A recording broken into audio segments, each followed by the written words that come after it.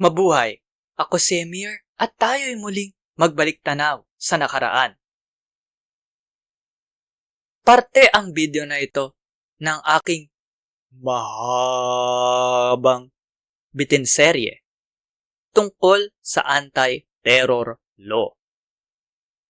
Para panoorin ang buong video, pindutin ang link na nasa end screen o nasa description. Disclaimer lang po ha, babala.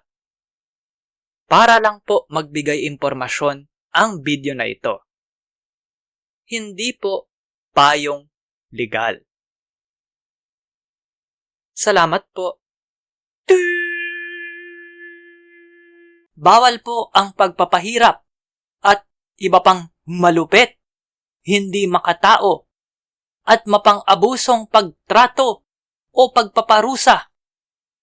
RA 9745. Batas po yan.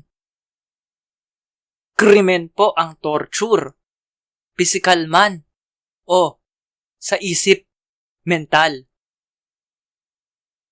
Yan pong pagbabawal na yan ay nasa ating konstitusyon, karapatan sa ilalim ng Bill of Rights. Kapag nilabag po yan, anong bumuli yung kahihinatnan? Inadmissible ang anumang confession o admission. Hindi po pwedeng gamitin laban sa akusado, laban sa kwinestyon, sa ini-interrogate. I-like at i-share ang video na ito sa social media. Mag-subscribe at pindutin ang batingaw o bell. Panoorin ang iba pang Emir's Bitin, Baliktanaw/InHindsight. Suportahan ang palabas sa Patreon, sa PayPal, o magbigay ng crypto. Salamat sa kapatid kong si G-G Arts para sa aking avatar. Tignan at suportahan ang kanyang mga gawa sa mga link sa description.